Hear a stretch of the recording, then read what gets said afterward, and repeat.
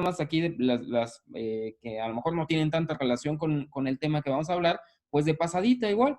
La falta de materia prima, no hay con qué trabajar, desde luego, entonces no se van a prestar los servicios. 3, el exceso de producción.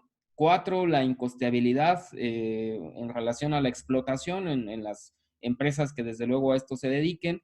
5, la falta de fondos, imposibilidad para obtenerlos. La número 6, la falta de administración del Estado de las cantidades que se haya obligado a entregar a las empresas con las que hubiera contratado trabajos o servicios.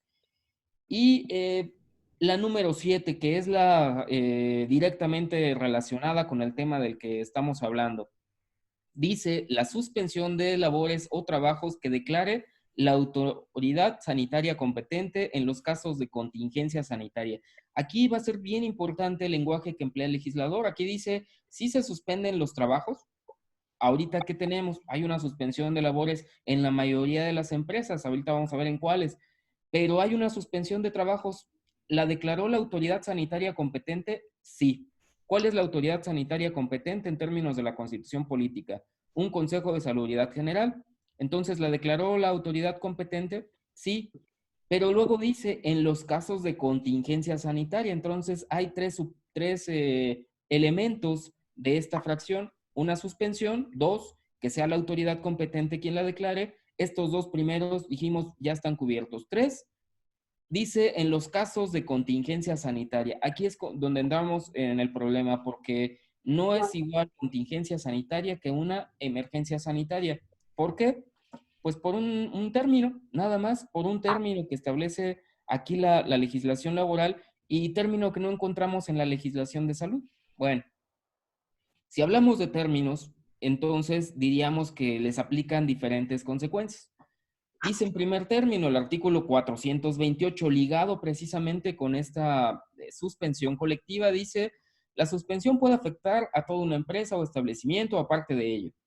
Se tomará en cuenta el escalafón de los trabajadores, a efecto de que sean suspendidos los de menor antigüedad. Bueno, en realidad aquí está afectando a un montón de empresas y estas empresas, las que en la actualidad no son de carácter esencial, pues cierran de manera permanente y total. Y luego dice el artículo 429, en los casos señalados en el artículo 427, se observarán las normas siguientes. Dice aquí, también nada más nos vamos a ceñir a 2 fracciones, la 1, la primera y la cuarta. Dice, si se trata de la fracción primera, recordarán que la fracción primera del 427 dice casos de fuerza mayor o caso fortuito. Dice, en ese tipo de casos, el patrón o su representante dará aviso de la suspensión al tribunal.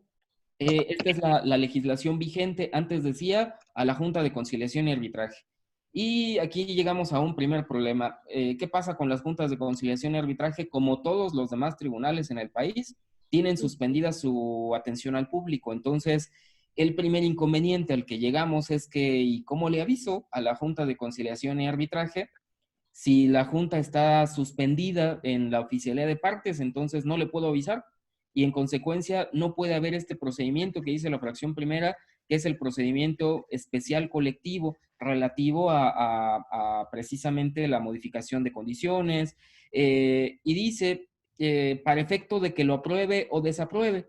O sea, el tribunal o la junta va a aprobar o va a desaprobar ese aviso de suspensión y ahorita, como comentábamos, pues la Junta no puede hacer esta autorización precisamente porque no está funcionando en su atención al público. Entonces, ¿cómo lo va a hacer? Pues no es posible, cuando menos en la actualidad. Y número 4, dice, si se trata de la fracción séptima, regresando a la fracción séptima, dijimos que era la suspensión de labores por causa de contingencia sanitaria.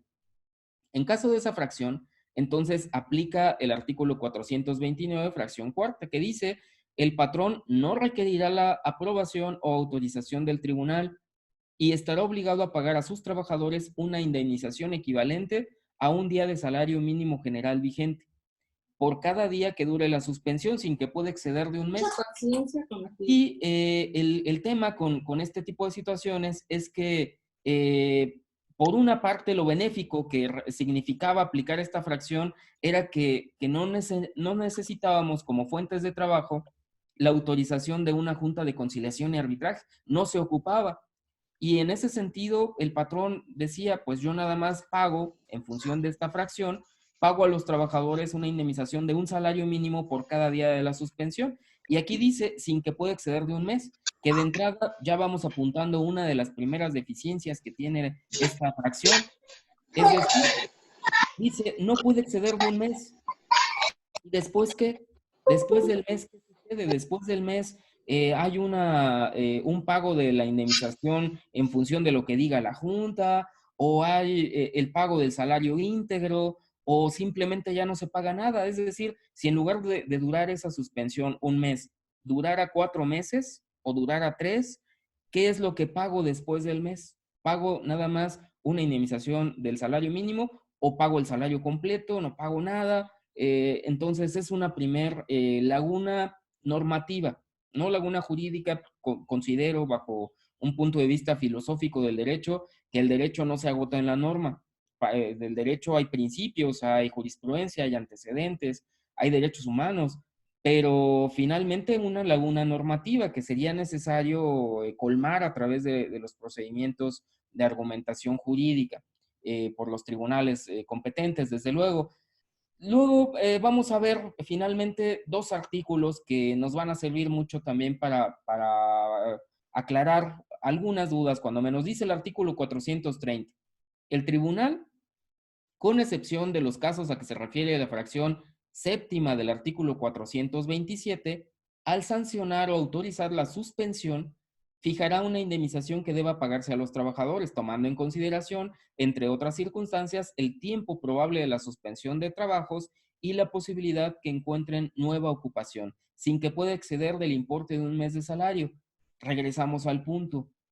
Si aplicamos la primera fracción, que es la que nos dice que necesita autorización del tribunal, pues ahorita ni puedo ingresar mi petición y además el tribunal no me va a decir nada, ni pudiera, porque todos los tribunales, hasta donde tengo entendido, tienen suspendidos plazos y términos. Entonces es inhábil cualquier actuación que pudieran establecer, salvo algunas excepciones que se han establecido a través de acuerdos de pleno, a través de decretos, etcétera. Pero fundamentalmente no pudieran estar llevando a cabo estos procedimientos porque sería inhábil su actuación para efecto de determinar que sí se puede autorizar o no se puede autorizar la suspensión. Y finalmente el artículo 431 dice que el sindicato y los trabajadores pueden solicitar cada 6 meses que verifique el tribunal si subsisten esas causas que originaron la suspensión. Hasta aquí con la parte normativa. La suspensión de las relaciones de trabajo en materia colectiva es un capítulo muy chiquito dentro de la propia legislación laboral, y en ese sentido son muchas las dudas que tenemos, porque hoy la circunstancia que tenemos desde luego pues es esta emergencia derivada de la enfermedad general de COVID-19, en donde en primer término, como ustedes saben, se estableció una jornada nacional de sana distancia en una fase primera, y después hay un artículo, algunos artículos de un decreto emitido el 31 de marzo en el Diario Oficial de la Federación. Ahorita vamos a revisarlo de manera sucinta y nos deja muchas dudas más que respuestas. Y desde luego que la Secretaría de Salud, siguiendo precisamente las recomendaciones del Poder Ejecutivo Federal, emitió un acuerdo con medidas extraordinarias a efecto de atender esta emergencia sanitaria, no contingencia sanitaria, sino una emergencia sanitaria generada por el virus SARS-CoV-2 y que es más conocido desde luego como COVID-19. Entonces, ¿qué es lo que tenemos en la situación actual? Tenemos unos artículos, un par de artículos que establecen la suspensión colectiva, pero dijimos, ¿son aplicables o no? Esta es la gran duda, la gran interrogante que surgió en muchos foros y que dijimos, hay una razón de fondo por la cual el gobierno federal, a través del Consejo de Salubridad General, determinó no establecer como contingencia sanitaria y sí como emergencia sanitaria por causa de fuerza mayor. Hay un mensaje oculto dentro de este cambio de lenguaje, porque además ese apellido que le pusieron como causa de fuerza mayor nos da mucho de qué pensar. Y así lo confirmó, no sé si siguieron ustedes las conferencias que en su momento se emitieron después de esta declaratoria de emergencia, el 31 de marzo. Eh, una de ellas, la sostenida entre López Gatell, el subsecretario de Salud, y el secretario de Relaciones Exteriores, el licenciado Ebrard, dijo particularmente este último, dice en una de ellas que me acuerdo, dice, tuvimos ayer una reunión que duró más de 4 horas, y en estas 4 horas no nos poníamos de acuerdo si cómo se le debía nombrar, cuáles eran las consecuencias, y entonces concluimos que no se les podía pagar a los trabajadores ese salario mínimo. Y manifestaciones tales como esas nos dan lugar a pensar que este decreto que se emitió en realidad tiene como finalidad una situación política. ¿Por qué? Porque hay que pensar también en cuáles iban a ser las consecuencias de que se determinara como contingencia sanitaria. ¿Cuáles hubieran sido las consecuencias? Pues desde luego lo que dice la ley, que es aplicar esta medida de indemnización a razón de un día de salario mínimo. Imagínense ustedes, millones de mexicanos, trabajadores que en lugar de ganar los 300, 500 o 1000 pesos diarios, dependiendo el caso de que se trate, en lugar de ganar su salario real, iban a ganar durante un mes un salario mínimo, 123.22 pesos. ¿Cuánto es eso? Pues menos de 3,000 pesos mensuales.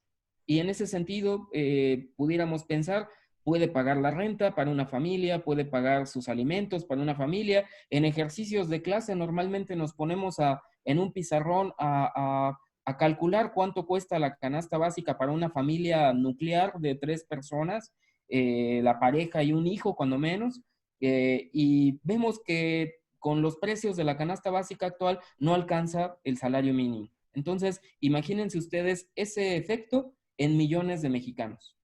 ¿Qué creen que hubiera pasado? Pues desde luego una cuestión de pues violencia nacional tal vez, cuestiones de paros en todos los lugares, en realidad hasta una posible cuestión de inconformidad a tal grado que pudiera poner en riesgo la paz social. Entonces, se imaginarán que seguramente el gobierno no quiso ese efecto y dijo, ¿cómo le hacemos para que no aplique la fracción séptima? Pues seguramente alguno de los asesores dijo, hay una fracción primera que dice en los casos de fuerza mayor. Y si aquí le ponemos que es una emergencia sanitaria por causa de fuerza mayor, ¿aplicará entonces la fracción primera? Pues probablemente su respuesta fue sí, sí aplica la fracción primera. ¿Y entonces qué va a pasar con los trabajadores? Pues entonces van a seguir ganando su salario. Y así podemos decir que gracias a nosotros, pues los trabajadores siguen ganando su salario durante todo este tiempo. Y eso no es que esté mal. Reitero, ¿qué harían los trabajadores con un salario mínimo? Pero ahora hay que voltear a la otra parte. Siempre hemos sostenido que ya no se trata en la actualidad de un conflicto histórico entre los factores de la producción, en donde el patrón como ente impositivo se establece una confrontación, como decía Marx, una lucha de clases sociales con el sector obrero. Ya no podemos entender las relaciones laborales en ese sentido. Ahora, más bien, lo que debemos buscar es un entendimiento, una cuestión de ganar ambas partes y de que no se pierda la fuente de trabajo. Si no hay empresas, no hay trabajadores, así de simple. Si no hay trabajadores, tampoco hay empresas. Desde luego que debe ser una cuestión de equilibrio. Y entonces lo que encontramos en estos decretos, voy a compartir uno de ellos, es que precisamente eso fue lo que establecieron. Hay un decreto, el primero de todos, pues es este que está aquí en pantalla, y dice en términos generales, es un acuerdo publicado en el Diario Oficial de la Federación del 24 de marzo de 2020, emitido por la autoridad sanitaria, en donde dijo, en términos generales, para ahorrar mucho tiempo, dice medidas preventivas que los sectores público, privado y social deben poner en práctica, que son los siguientes: evitar la asistencia a centros de trabajo, espacios públicos, otros lugares, adultos de 65 años o más. Es decir, primero una medida de sana distancia tendiente a que los grupos vulnerables o en estado de vulnerabilidad pudieran desarrollar la enfermedad. porque se determinó por estudios, por experiencia, que son las personas que más riesgo tienen de contraer la enfermedad. ¿Por qué? Porque si les da, pues es estadísticamente más riesgoso para su vida. En ese sentido dijeron, a los de 65 años no hay más, se van a su casa. Y en todo momento gozan de un permiso con goce de sueldo. También lo criticó el sector productivo, el sector empresarial dijo, ¿cómo nos están imponiendo entonces cuestiones de permisos de goce con goce de sueldo? Y dice, deben gozar de su salario íntegro. Ajá. Igualmente, mujeres embarazadas, personas con alguna enfermedad crónica, y aquí señala cuáles son las enfermedades crónicas que establece el propio decreto. Entonces, en términos generales es eso, la primera medida en materia laboral, pero después tenemos una medida adicional. Dice, suspender temporalmente las actividades de los sectores público, social y privado que involucren concentración física, tránsito, desplazamiento de personas a partir de la entrada en vigor de este acuerdo y hasta el 19 de abril. ¿Se acordarán ustedes que fue la primera medida con base en la cual incluso se suspenden clases, se suspenden algunas actividades en diferentes lugares? Y en el sector privado, lo que vamos concluyendo aquí, dice, continúan laborando las empresas, negocios, establecimientos mercantiles y todos aquellos que resulten necesarios para hacer frente a la contingencia de manera enunciativa, señala algunos. Las relaciones laborales en el párrafo siguiente se mantendrán, es decir, no los puedes despedir. No es una causa de terminación, les tienes que mantener la relación laboral y además dice, se aplicarán conforme a los contratos individuales de trabajo. ¿A qué les suena a ustedes? A mí me suena a que todo lo que digan los contratos individuales o colectivos, entre ellos pago de salario, pago de prestaciones y demás prestaciones tanto en especie como económicas hacia los trabajadores, se deben mantener.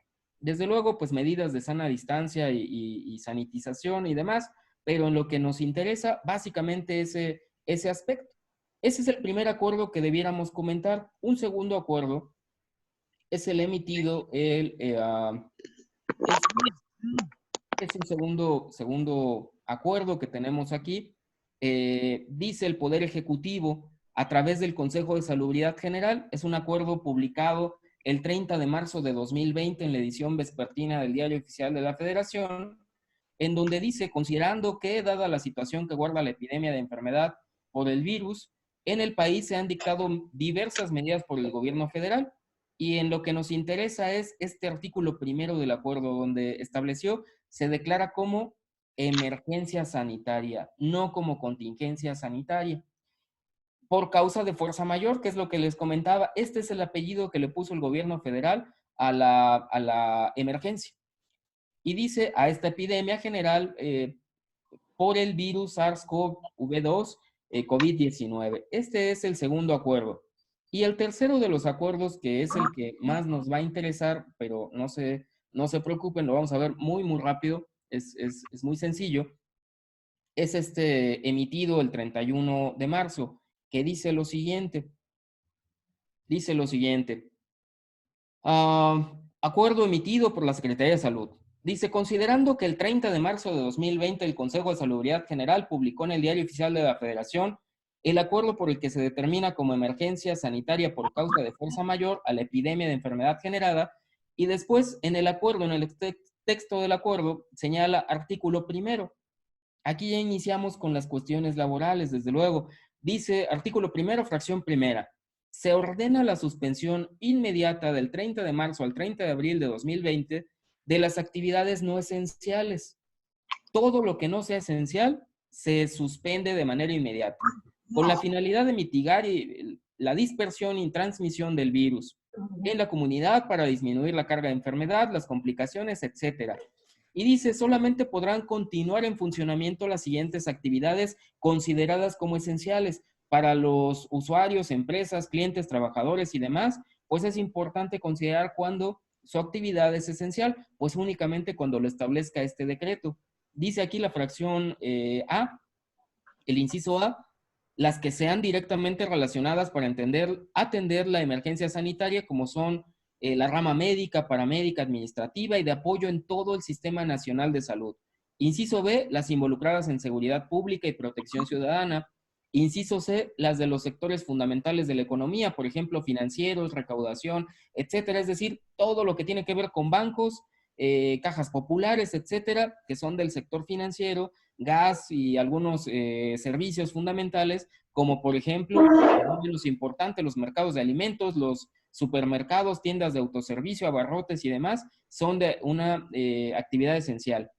Y la fracción tercera de este artículo primero dice, en todos los lugares y recintos en los que se realicen actividades definidas como esenciales, se deben observar de manera obligatoria las siguientes prácticas, que es donde nos dicen, no puede haber reuniones de más de tantas personas, el saludo que no sea de beso, que no sea de mano, etcétera. Medidas de sana distancia que ya no las sabemos. Y número 5, resguardo domiciliario corresponsable que se aplica de manera estricta a toda persona mayor de 60 años. Le bajan la edad, estado de embarazo o puerperio inmediato con diagnóstico, hipertensión arterial, etcétera, una serie de enfermedades. En estos términos, en resumen, ¿qué es lo que tenemos? 3 decretos, pero particularmente el último de ellos es pues el más importante, el que nos dice que las relaciones de trabajo, en términos generales, como cualquier otra actividad relacionada, está suspendida. Y en ese sentido, aquellas empresas que no son de carácter esencial tienen suspendidas sus actividades, por ende tienen suspendidas sus actividades laborales. Y esto dicen entonces ahora las empresas, dicen los trabajadores, un montón de preguntas. ¿Está suspendida la relación de trabajo? ¿Qué opinan ustedes? ¿Está suspendida? ¿No está suspendida? Sí está suspendida. No se puede prestar el servicio en aquellos casos que no es posible. Y por ende, ¿qué pasa con el salario? Pues respecto del salario, el asunto es que la propia autoridad federal se aventó ahora sí que el criterio de que no se pueden modificar las condiciones de trabajo y no se les puede pagar menos de su salario. Estas fueron las declaraciones que emitieron tanto el subsecretario de Salud como el secretario de Relaciones Exteriores. No se les puede bajar el salario a los trabajadores. Pero hubo una conferencia, también un aviso de la Secretaria del Trabajo y Previsión Social, en donde dijo, señores, hagan convenios y demás. Y esto nos ha dado pie a que realmente esta situación la hemos tenido que solventar no a través de lo que dice la ley, precisamente en función de lo que comentó el licenciado Antonio Ábrego, de cuáles son aquellos efectos que nos dice la ley. Ya vimos cuáles son los efectos, ya vimos que más bien hay deficiencias en la legislación laboral. Y entonces, en realidad, no nos dan las respuestas, como decíamos desde un inicio, suficientes. Y por ende, así como el derecho del trabajo desde los principios, desde los caracteres de la propia materia, dice que es dinámico, justamente nos hemos tenido que adaptar. Y una de las adaptaciones más sensatas, que además van de la mano con uno de los principios que a mi gusto son los más importantes del derecho del trabajo, que es dice, las normas del derecho del trabajo, esto lo dice la propia ley, tienden a conseguir el equilibrio entre los factores de la producción. ¿Qué pasa si los salarios se mantienen íntegros durante un mes? Yo les pongo el ejemplo a algunos compañeros. ¿Qué pasa si tienes una tiendita, si tienes una cafetería? Es tuya, eres patrón. Págales 2 meses el salario íntegro. Oye, pero no estoy recibiendo un peso, pues está cerrado. Pues, pues dice la ley que, dice el secretario, que tienes que pagarle íntegro a nivel federal. Entonces, ustedes se imaginarán que no todas las empresas pueden, tal vez las grandes puedan con pérdidas millonarias. No es su culpa, no es la culpa de los trabajadores, pero finalmente es una cuestión objetiva. ¿Qué pasa con las micro, pequeñas y medianas empresas? Simplemente no pueden. Y entonces, ¿qué es lo recomendable? Señores, hay que hacer convenios. Hay que hacer convenios. Y lo que significa esto es que de manera privada, las partes nos tenemos que poner de acuerdo. El trabajador se tiene que también tener la conciencia de que su empresa a la que pertenece, no está ganando. Y si nos sentamos en el criterio de que es que dice el gobierno federal que me tienes que pagar la totalidad, pues sí, pero lo que no te dice el gobierno federal es que, y si la empresa quiebra, y si la empresa se va, ustedes como profesionistas y yo sabemos que hay muchas empresas que simplemente un día cierran, se van y dejan a los trabajadores. Y luego, ¿cómo le cobras? ¿Le vas a ganar ese juicio? Pues probablemente sí. y después lo enmarcas, lo enmarcamos o qué, qué hacemos con ese laudo.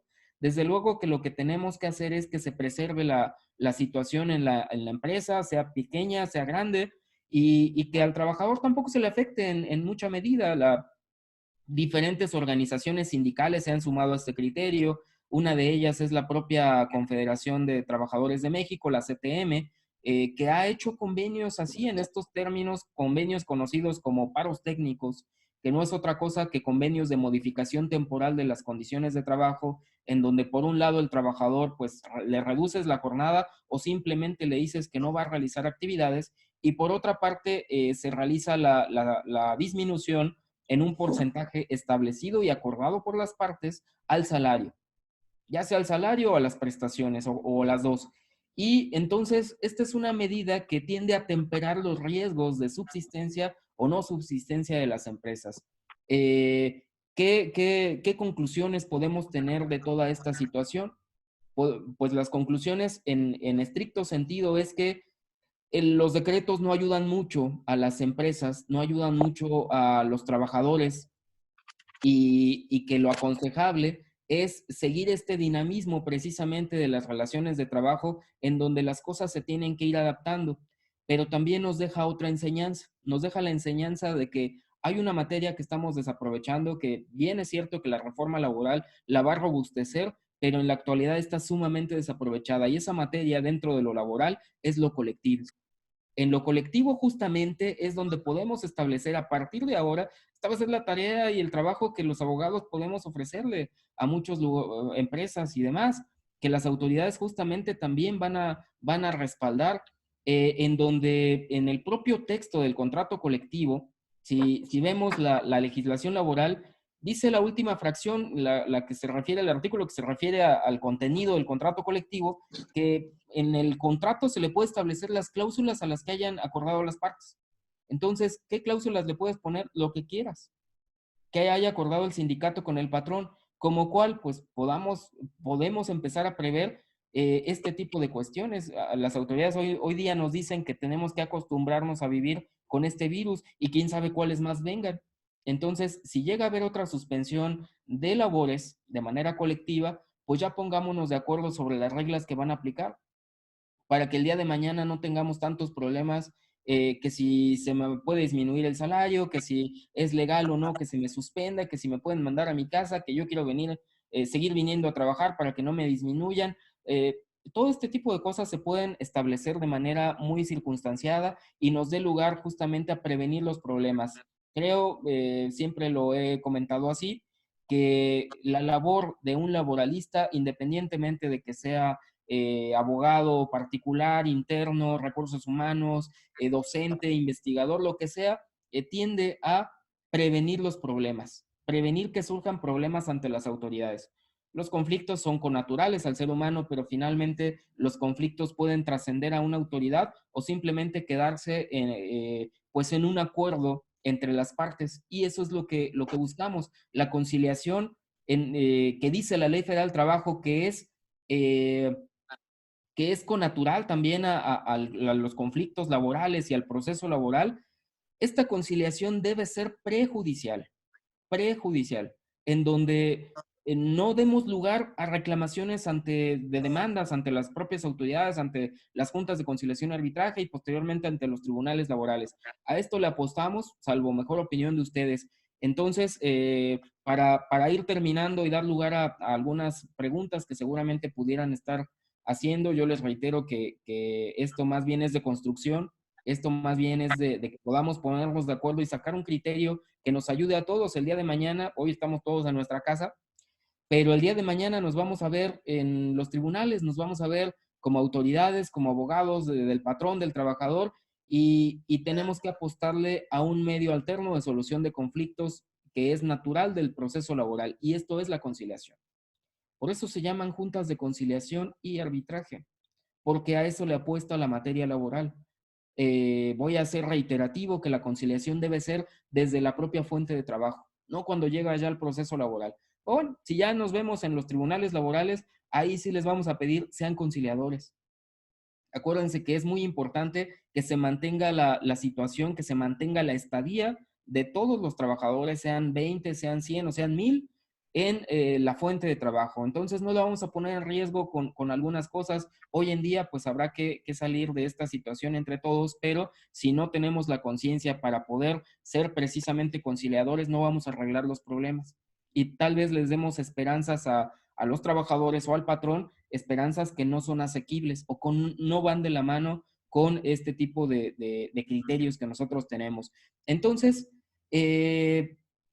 nos queda más que otra cosa, mucha tarea por hacer. Nos queda el que podamos compartirle este tipo de mensajes a los diferentes empresarios, a los diferentes trabajadores. Yo no estoy de acuerdo con que les publiquemos en todos lados y en las asesorías, con todo respeto, les digamos, por ejemplo, el patrón, no, tú no te preocupes, esta es una suspensión colectiva, fracción séptima, dice la ley que es un salario mínimo, ni te apures. No, señores.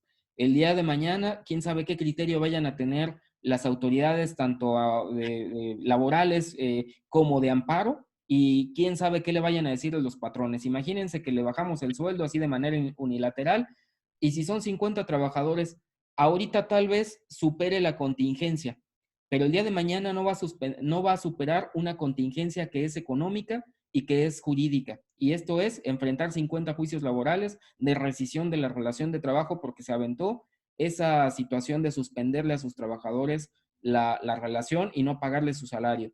Y por otra parte, tampoco le digamos a los trabajadores que ni te preocupes, tú tienes que seguir ganando tu salario al 100%.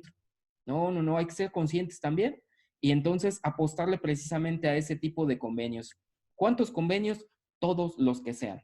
Ahí sí, eso es lo que me gustaría concluir y dar paso a lo que el licenciado Antonio Ábrego tenga para comentar o bien a sesión de preguntas y respuestas que seguramente ahí nos llevaremos otros minutitos. Muchas gracias. Muchas gracias, maestro. Alguien, si tiene alguna duda, alguna pregunta, puede activar su micrófono y hacérsela al maestro.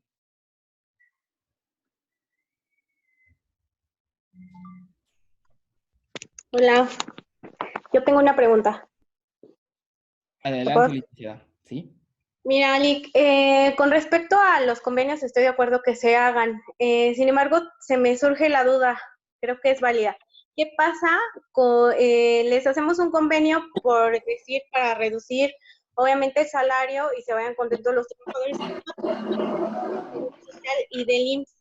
¿Hay que modificar también y avisar a dichas instituciones o esas se siguen pagando de manera normal?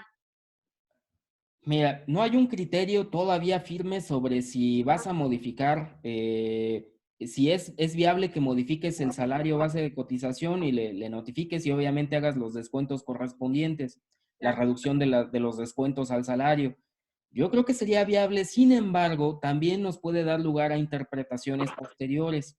Lo que hemos recomendado en algunos foros es que no se modifique porque al rato puede ser reclamaciones por parte del propio organismo y van a ser reclamaciones de índole de capitales constitutivos y entonces puede ser más caro para el patrón el tener que pagar alguna cuestión de índole de crédito determinado por el IMSS que realmente ahorita pagar las cuotas obrero patronales. Entonces, aunque concuerdo con algunos de que pues si estás modificando salario, aunque sea de manera temporal, debieras en términos de la propia legislación del IMSS también modificar y avisar al propio organismo. No menos cierto es que esto es objeto de interpretación, es una de esas lagunas que también tenemos.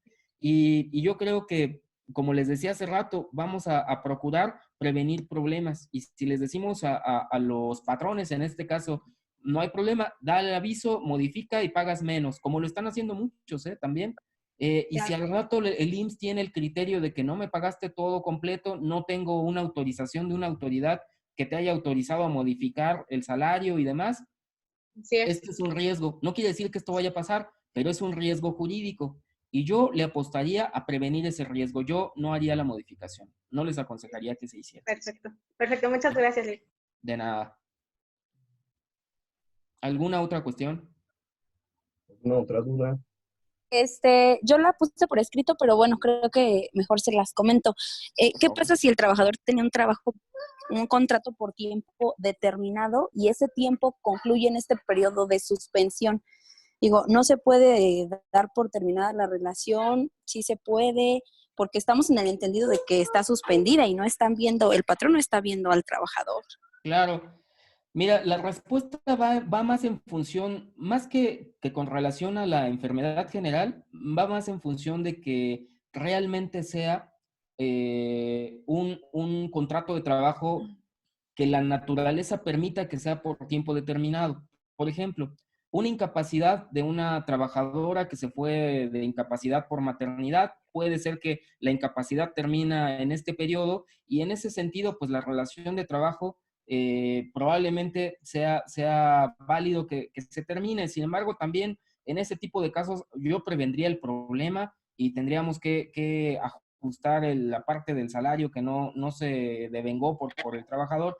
No obstante, habrá que revisar si es de esos contratos de trabajo que se hacen en las empresas de repente de inicio de un mes y después de otro mes y después de otro mes o algo similar, pues en realidad en ningún caso con virus o sin virus no va a tener el efecto de que termine de manera válida y legal la relación de trabajo. Entonces, más bien va por ese sentido. Si no acaba la naturaleza de la contratación, por ejemplo, yo contraté a un trabajador para que me hiciera un proyecto y ese proyecto de investigación dura 6 meses. Evidentemente ahorita no hay actividades. Y entonces 2 meses a lo mejor no lo tuve realizando esa actividad. Cuando se reactiven las funciones, ya la autoridad nos diga, ya pueden ir a trabajar, desde luego que se interrumpió su investigación. Entonces, sí, dice también la ley, si la naturaleza de la contratación se posterga, también se posterga el contrato de trabajo. En ese sentido, se postergaría desde luego la relación laboral después de la contingencia. Va más en ese sentido mi opinión. Habría que revisar la materia de la contratación para ver si es legítimo que se haya contratado al trabajador por tiempo determinado. ¿Sí? Ok, muchas gracias. De nada. ¿Alguna otra? Sí, yo. Buenas tardes. Hola, buena tarde. En el caso de la Junta de Conciliación está suspendidas, no tenemos, no están corriendo los plazos. Sin embargo, vi una publicación de que nos invitan a hacer el depósito de los convenios fuera de juicio.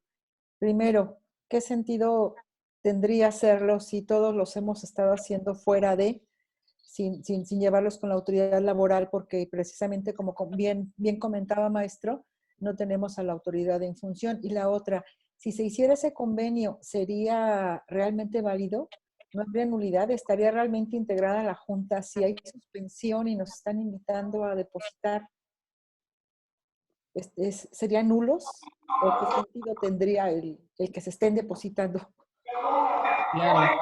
Es interesante la pregunta como se formula, licenciada Raquel. Primero que nada, gusto en saludarla después de un tiempo. Gracias.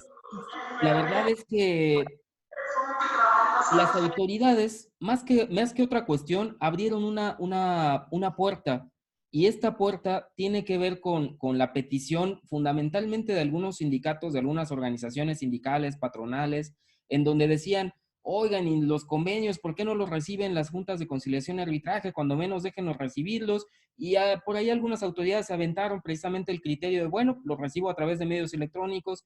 Entonces se han sumado otras autoridades a recibirlos por medios electrónicos. Yo concuerdo que el convenio, pues ya la propia reforma laboral del 2019, del 1 de mayo de 2019, dijo que los convenios privados son válidos. Entonces, yo creo que el convenio realizado entre el trabajador y el patrón de manera privada es válido. Obviamente habrá que revisar si en algún momento se establece alguna posibilidad de nulidad por renuncia de derechos laborales. Ese sería objeto de planteamiento futuro. Pero de entrada tiene una validez. ¿No está aprobado por la Junta? Bueno, es que hoy en día la aprobación de la Junta únicamente es en función, una, de darle certeza a las partes y dos, de que se puedan revisar las cláusulas para justamente verificar que no haya renuncia de derechos laborales. Muy bien. Entonces, esa es la finalidad del criterio que han tomado diversas juntas, entre ellas precisamente la Junta Local de Conciliación y Arbitraje del Estado de Querétaro, que ha dado la posibilidad de que se realicen los convenios. Respecto de la segunda cuestión de que si estos convenios serán nulos o válidos, en un decreto emitido por la Junta de Conciliación y Arbitraje en pleno, y que además fue publicado en La Sombra de Arteaga, periódico oficial de la entidad, estableció que subsistía el periodo de suspensión de actividades, de atención a público, de que no corrían plazos y términos, pero dijo, se levanta la suspensión estrictamente en lo correspondiente a la recepción de convenios privados para ratificación. Incluso en recientes días abrió la posibilidad de que a través de citatorio se puedan ratificar de manera presencial estos convenios. ¿Cuáles? Pues es que algunos abogados, algunos empresarios, algunos trabajadores siguen teniendo la inquietud de que yo quiero ir forzosamente a ratificarlo ante la Junta, no le quiero pagar al trabajador de manera privada, o el trabajador dice, yo quiero que lo reciba la Junta para que me diga si está correcto o no. Entonces, más que nada es una apertura. ¿Qué tan válido, qué tan no es válido es esto? Yo les diría que sí es válido, hay que empezar a cambiar algunos criterios. Uno de esos criterios que creo que abrió la puerta para todo y que hoy nos da lugar a hacer casi lo que sea en materia jurídica, pues es el antecedente de la Corte en donde dijo, este periodo se suspenden actividades, es inhábil pero laborable. ¿Se acuerdan de ese criterio que emitió la Corte? Y a ese criterio se sumaron todas las autoridades, dijeron, son inhábiles pero laborables, es decir, vamos a seguir viniendo a trabajar, pero no vamos a atender al público y entonces son inhábiles. Y han levantado la inhabilitación solo para ciertos efectos. Yo creo que si va de la mano de la administración de justicia, de la atención al público, es perfectamente válido que se haga esto. Pero si las partes quieren seguir haciendo sus convenios privados, también es válido, no pasa nada. Y ahorita convenios hay cientos o miles de convenios. Entonces, si todos quisieran ir a la Junta, pues sería bien complicado y sobre todo para ratificarlos vamos a romper todas las medidas por haber de la sana distancia. No sé hasta dónde pudiera llegar la fila si seguimos el criterio de que estén separados de un metro o metro y medio.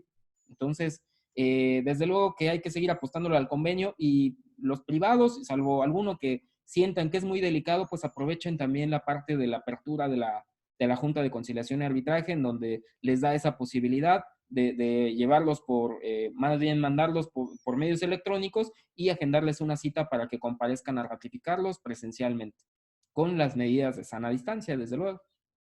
¿Sí? Muchas gracias, maestro. De nada, licenciada. ¿Alguna otra cuestión? Yo, maestro. Sí, adelante. ¿Qué pasaría en este caso si alguna de las partes incumple con los convenios? ¿Ante qué autoridad y en qué tiempo podemos reclamar ese incumplimiento o regresamos a los contratos base que en un momento pues deben de estar subsistentes, ¿no? Claro.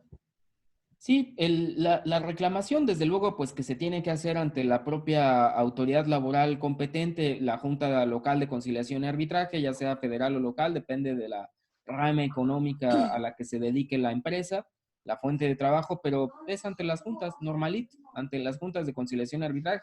Incumplieron este convenio, por ejemplo, que pues me habían dicho que me iban a pagar el 50% y no me pagaron nada, pues solicito su cumplimiento para efecto de exigir el pago de este salario. Mira, en mi experiencia también comentarles que esto ya pasó en el 2009, no tanto como hoy en día, desde luego, pero ya pasó en el 2009. Muchos de ustedes recordarán que hubo una recesión económica en otros países, particularmente Estados Unidos, desde el 2008 y arrastra hasta 2009, y se dieron un montón de paros técnicos.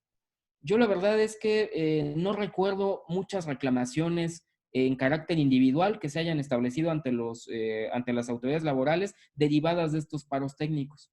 Y ya ese antecedente pues, fue masivo, fueron cientos también de convenios que aplicaban desde luego en materia colectiva para decenas o cientos de trabajadores por fuente de trabajo, y aún así no nos dieron tantos problemas. Obviamente los problemas van más de la mano con terminar las relaciones de trabajo, ahí sí. Si tú das de baja, tienes una empresa de 1,000 personas y das de baja 200 porque no les puedes seguir pagando, pues puede ser que esos 200 digan, sí, me voy con todo gusto, pero indemnízame. Y como la empresa no va a estar en posibilidad de indemnizarlos, pues van a ir a demandar. De esos 200, a lo mejor te demandan 150. Y eso fue lo que sí originó en su momento el incremento de demandas ante la Junta de Conciliación y Arbitraje del Estado de Querétaro, que es de lo que te puedo hablar. Pero en realidad los paros técnicos, los convenios de modificación temporal de condiciones de trabajo, en mi experiencia no dan tantos problemas, te previenen el problema. ¿Sí? Ok, gracias. Muchas gracias.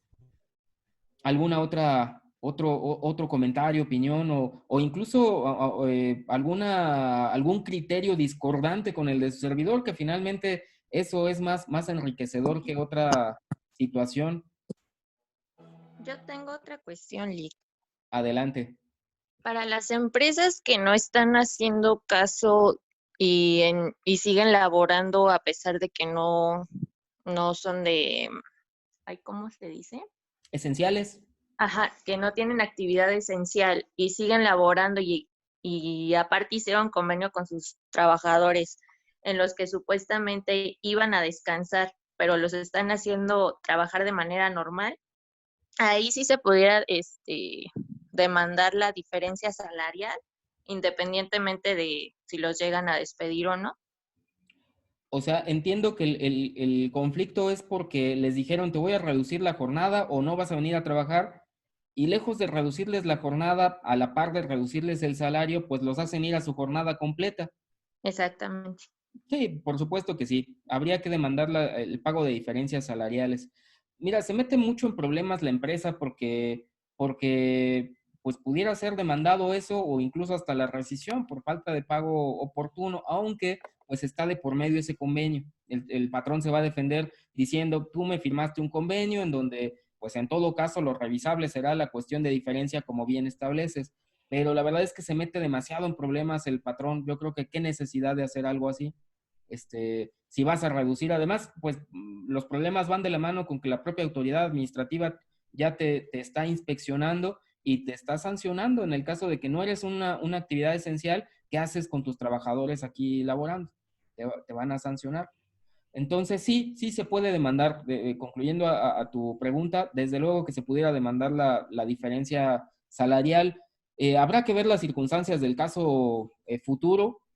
Nunca me gusta encasillar todas las respuestas en la misma posibilidad, es decir, no dar la misma respuesta para todos los casos, sino que habrá que ver las circunstancias, habrá que ver el convenio, habrá que ver las pruebas y que con base en eso se resuelva. Pero de que se puede ejercitar esa acción, por supuesto que sí. ¿Alguna otra pregunta o opinión o comentario? Maestro, también están anotando, bueno, están escribiendo mensajes, sus preguntas. Esta Sofía Ibet Jiménez escribió una pregunta. Buenas tardes. ¿Qué pasa con el outsourcing? Las personas que son contratadas por esta fuente externa. Claro, es un asunto importante, ¿eh? El outsourcing. Aquí es bien complejo cómo se da el tratamiento a ellos, porque, pues dice, cuando se contrata a través de esta figura de la tercerización, pues en realidad tu patrón, pues es el outsourcing, quien de ninguna manera va a tener una actividad esencial, porque su actividad económica en función de su objeto social seguramente es la administración de personal o administración de servicios o nómina o algo parecido. Entonces no es esencial. Y aunque trabajen esos trabajadores que estén prestando servicios al patrón real, digamos, al patrón, aquella persona que se beneficia de los servicios de los trabajadores, aunque la actividad de esa fuente de trabajo sí sea esencial, pues ellos están contratados por un outsourcing, quien desde luego que no tiene una actividad esencial. ¿Qué es el tratamiento que se le debe dar? Pues si atendemos a la realidad, sí es una cuestión esencial, sin embargo, en términos generales, no debieran ir a trabajar porque están contratados de manera externa. Pero bueno, en la práctica, yo creo que aquí hay que ser bien pragmáticos. En la práctica, lo que sucede, hemos aconsejado en ocasiones anteriores, pues que evidentemente se tenga que dar una autorización y una carta que ahora muchas autoridades administrativas están solicitando a los trabajadores para que se pueda advertir que tienen la garantía de la movilidad, es decir, si trabajas para una empresa de carácter esencial, entonces sí puedes transitar hacia tu fuente de trabajo, no haya restricciones de movilidad.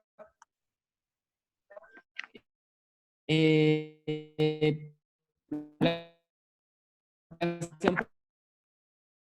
empresas tendrían que dar estas cartas, aunque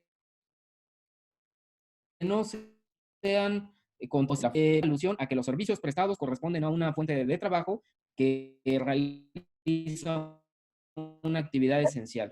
Pero en lo demás, pues les aplican las mismas reglas que a cualquier otra empresa. No sé si con esto contesto tu pregunta o se refiere a alguna otra cuestión, Sofía. ¿Qué pasa con el outsourcing? Aplica las mismas reglas que para cualquier otra empresa.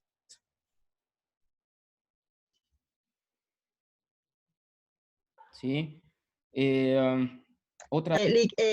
Bueno, ya soy su alumna. Mire, tengo una pequeña duda, y hace rato usted comentó un punto para mí súper esencial e importante, que es sobre los medios alternos de solución de las controversias. Para mí considero que este tema es primordial ahorita en estos tiempos que estamos viviendo, puesto que aquí un buen abogado necesitamos echar manos de esta situación, de saber remediar este problema que estamos viviendo. Y creo yo que este sistema que estamos checando en otras materias nosotros, como es los medios alternos, creo que es algo muy importante el saber nosotros como abogados llevar, saber entender este tema, ¿no? El sacar provecho y sacar todo lo bueno de nuestras carreras. Por ejemplo, yo en mi maestría estamos viendo ese tema y para mí es súper importante. Considero yo que un buen mérito es sacar todo nosotros tratar de solucionar esto lo más viable posible conforme, como usted decía, convenios. El tratar de solucionar eso conforme a convenios, creo que también tiene mucho que ver la habilidad de un abogado, para tratar de convencer también yo en la práctica he visto también muchos trabajadores que, no estoy atacando a un trabajador, mucho menos a un patrón, pero he visto muchos trabajadores que dicen, no, es que, ¿por qué voy a aceptar eso? Yo merezco más. En muchas situaciones. Ok, estoy de acuerdo ahorita, pero ahorita como estamos viviendo la situación, yo, por ejemplo, me topé con un trabajador, le digo, ok, estoy de acuerdo que no te mereces esto, estoy de acuerdo de muchas cosas que lo que tú me estás diciendo, pero también ponte en la situación del patrón. Por ejemplo, los microempresarios, las pequeñas empresas, que como usted mencionaba hace rato, no tienen la liquidez de poder sostener una situación como esta, ¿sí? Poder darle el sueldo íntegro a 4 o 5 trabajadores, ¿sí? Porque no están recibiendo ingresos. Y comentaba un trabajador, pero es que yo merezco más, sí, pero ponte también en la situación, vamos a poner en las dos situaciones, tanto del patrón como del trabajador. Si un patrón no puede absorber esta situación, ¿qué pasa aquí? Lo despide o en un determinado caso, mira, si él te está ofreciendo un salario mínimo, acéptalo. ¿Por qué? Porque va a pasar que la empresa va a quebrar, la empresa va a hacer que desaparezca. Y entonces ahí, ¿en qué manos va a quedar el trabajador? O sea, ¿cómo va a quedar? Entonces yo creo que ahorita en este aspecto hay que ser mano de esto, de los medios alternos. Entonces creo que por ahí, no sé, ahora a mí se me hace un tema súper importante. Esa es una observación nada más. Y una pregunta, Lee, yo tengo una duda. Un trabajador lo despiden, le dice, ¿sabes qué? Te voy a liquidar, ten tu finiquito, pero cuando regresemos te vuelvo a contratar. Ok. Y si no lo contratan, Lee, ¿ahí qué pasa? O sea, ¿el trabajador tiene todo el derecho de reclamar esto? O sea, si lo hacen bajo convenio, ¿sabes qué? Te liquidé conforme a ley, o sea, todo bien. Pero la promesa fue de que te voy a volver a contratar cuando se arregle esto. Y si no lo contratan, porque hay una persona que me comenta, ¿sabes que yo acepté esto? Me dieron todo conforme a ley, ningún problema. Pero yo quiero volver a mi trabajo, porque me gusta mi trabajo, estoy a gusto en mi trabajo. Entonces, pero si al llegar el momento, de nuevo abre es un restaurante, y no lo contratan, aquí, ¿cómo podemos nosotros proteger al trabajador? No, mire, la verdad es que los muchos fuentes de trabajo, muchos patrones, pues utilizan o abogados, utilizan de todo para convencer al trabajador cuando se le va a liquidar, cuando se le va a finiquitar. Y uno de estos argumentos que, pues en ocasiones no sé si sea legítimo, que sea veraz o honesto, es precisamente decirles a los trabajadores, mira, ahorita la situación está bien mal, tú ves cómo está todo el país, no hay trabajo, no podemos pagar, y entonces te doy tu finiquito, mira, acepta, lo hacemos convenio y te vuelvo a contratar. La verdad es, pues evidentemente el trabajador no tiene ni media garantía de que lo vayan a volver a contratar y desde luego pues no puede exigir posteriormente eso, ¿no? Como no tiene un respaldo, además pues nunca he visto un documento de esa naturaleza donde alguien se comprometa a volver a contratar, pero la verdad es que no habría ni prueba ni planteamiento para decirle a alguna autoridad, pues a mí me iban a volver a contratar, entonces realmente no tendría ninguna acción el trabajador para exigir algo como que lo volvieran a contratar. Si él firmó el convenio, pues la verdad es que va a haber una manifestación de la voluntad en donde él de mutuo consentimiento con el patrón aceptó firmar una terminación voluntaria de la relación de trabajo y eso es lo que formalmente le va a dar cuerpo a un posible litigio derivado de un trabajador en contra de su patrón, de tal manera que el patrón con que exhiba el convenio va a decir, yo no te despedí, terminamos la relación de trabajo por mutuo acuerdo, aquí está tu convenio, aquí está lo que llegamos, y en todo caso lo entregaron a manera de finiquito,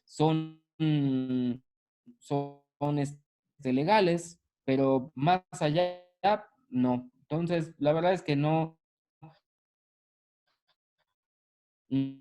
tendría ninguna acción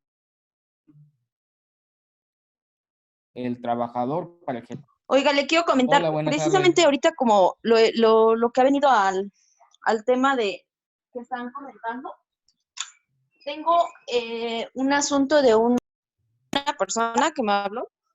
Él aproximadamente son 400 empleados. Ahorita, cuando empezó todo eso de la contingencia, les bajaron el 33% de su sueldo.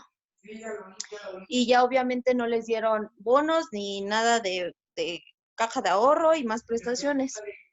Y ahora, el día de antier, les mandaron a hablar para que firmen un convenio. Pero el convenio obviamente, más que convenio, pues es forzarlos a que ellos firmen, porque si no, les están haciendo que firmen su renuncia.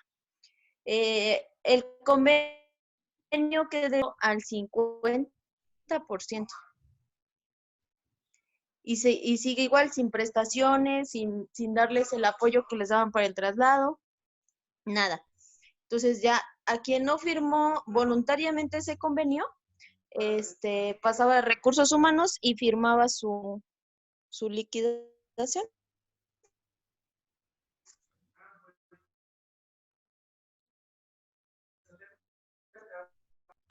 Sí, o sea, nada más estamos hablando ahorita que se los están haciendo, o sea, ni siquiera platicó el patrón, es que es outsourcing, ni siquiera es el patrón directo, es mediante outsourcing. Entonces, ellos hicieron el convenio y nada más los están mandando a llamar uno por uno, firman, si no quieren firmar, que les paguen nada más el 50% de su sueldo, entonces, pues renuncian. Ok, mira, la verdad es que Tenemos que considerar que esto está pasando en cientos de empresas, cientos y miles de empresas está pasando exactamente lo mismo. Yo no diría un juicio de valor respecto de esto, yo no puedo decir si está bien o está mal, simplemente está pasando y además, pues en la posición actual que tenemos, pues debemos ser muy neutrales, entonces me refiero a lo profesional, personal. No puedo decir si está bien o está mal. La verdad es que lo único que le apostamos es a que haya conciliación. Tampoco puede ser una imposición porque, por ejemplo, tú le puedes decir a los trabajadores, a ver, jóvenes, a ver, muchachos, a ver, vamos a arreglar esta situación. Si les puedes mostrar gráficas, así como se hace una negociación colectiva, les muestras las gráficas completas de cómo van y decirles, esta es la proyección, si les pagamos la totalidad y esto puede durar un mes, 2 meses o lo que sea, simplemente vamos a cerrar. Ustedes quieren que cerremos y acaba para todos. O bien le seguimos, pero sugerimos hacer esta modalidad del convenio. Yo le apuesto a la conciliación, pero la conciliación es precisamente ese acuerdo mutuo de razonamientos, en donde expones ideas, intereses, posibilidades, escenarios, más convenios, así como dices que son hasta el 50%, es lo común hoy en día. El que si no hacen eso, pasan a firmar su renuncia, pues es más bien ahí si el trabajador quiere firmar su renuncia. Si tú a un trabajador le dices, o me firmas este documento, o me firmas este otro, pues creo que la mayoría de los trabajadores debieran tener la posibilidad de tener su voluntad o de expresar su voluntad y decir si lo firmo o no lo firmo. Entonces, si simplemente no quiere firmar uno y no quiere firmar tampoco la renuncia, está en todo su derecho y debiera, entonces, pues ya, si lo considera así conveniente, entablar la demanda que corresponda. Pero no creo que sea tampoco impositivo el hecho de que tenga que firmar su renuncia. Él está en toda la libertad, están en toda la libertad de firmarla o no firmarla. Yo recomendaría hacer convenios, pero esos convenios tienen que ser platicados y concertados. Y hoy en día, pues, de la mano de sindicatos, creo que también se pueden lograr muchas cosas. Para responder también de manera adicional a una pregunta que hizo aquí Elizabeth Núñez, dice en lo que me parece interesante, en los juicios que quedaron suspendidos, ¿qué sucede con los salarios caídos? Qué buena pregunta. Pues siguen corriendo, siguen corriendo. Desde mi punto de vista, no se suspende el tema de los salarios caídos. Pues sería objeto de un planteamiento de alguna cuestión de juicio de amparo, pero en el criterio actual no habría motivo para suspender los salarios caídos, así como se suspenden cuando son fines, como no se suspenden cuando son fines de semana o periodos vacacionales, aquí tampoco habría por qué suspenderlos. Entonces, sí, diríamos, pobre patrón, pues sí, sí, pero no hay alguna previsión para suspender salarios caídos. Sin embargo, considero que es un buen planteamiento, más de objeto de juicio de amparo que de otra cuestión. ¿Sí? Y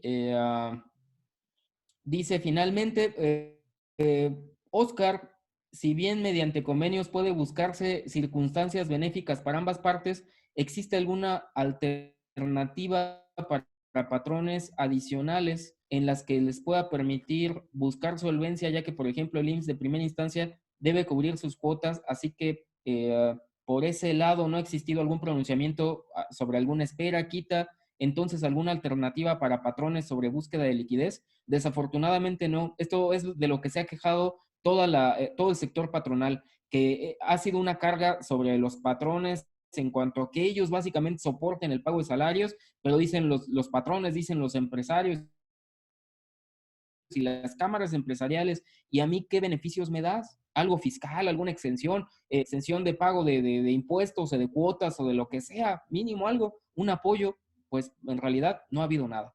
Entonces no hay apoyos así como dice tu pregunta. Dice la última pregunta que se formuló aquí en el chat. En Querétaro tenemos aperturado el sistema para que sea vía electrónica el convenio. ¿Cuál es el procedimiento? ¿A qué correo se envían de antemano?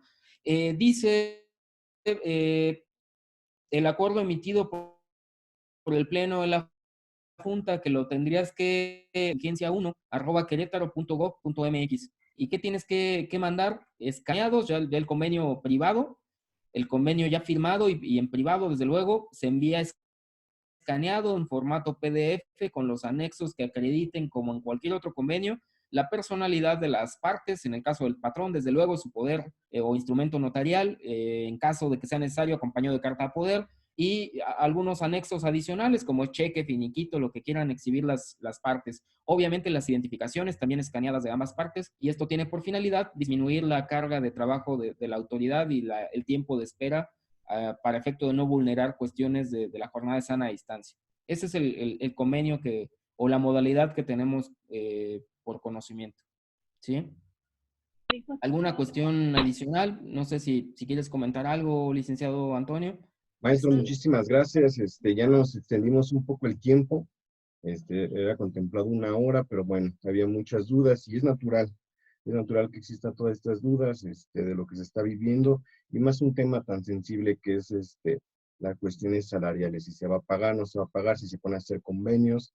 Y su ponencia fue muy clara, maestro, muy precisa, aclaró los puntos más controvertidos que se están suscitando. De antemano, muchas gracias. También quiero agradecer a todos por su tiempo, por estar aquí presentes. Son 3 talleres. El siguiente vamos a hablar del teletrabajo, su reglamentación, que viene para después. Y el tercer taller va a ser el futuro del derecho laboral, cómo se plantea. No olvidemos que hay una reforma en puerta para crear ciertas instituciones y autoridades. Vamos a ver qué se ha venido diciendo al respecto, si se van a aplazar los términos, y hay que atender ahí lo que está diciendo la Secretaría del Trabajo, ¿ok? Pero muchísimas gracias, maestro Emanuel, siempre tan participativo y siempre muy claro en todas sus ponencias. Al contrario, muchísimas gracias a ti, licenciado, y muchas gracias a todos por su participación y asistencia. Gracias.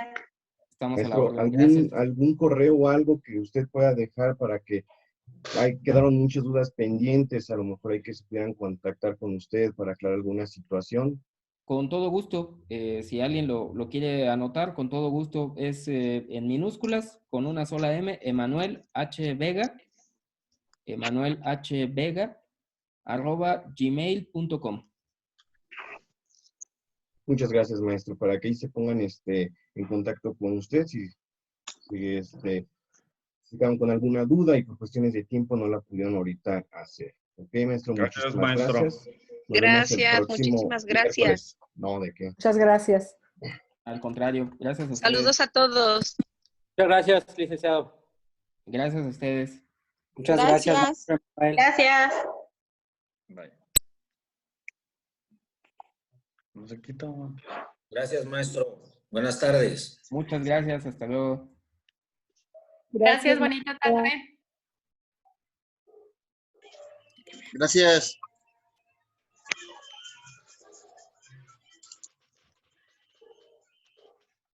Hasta luego, buena tarde. Gracias, buenas tardes.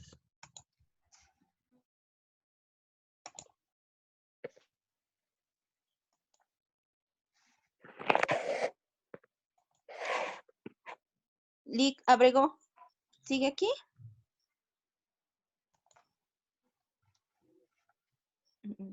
Se fue.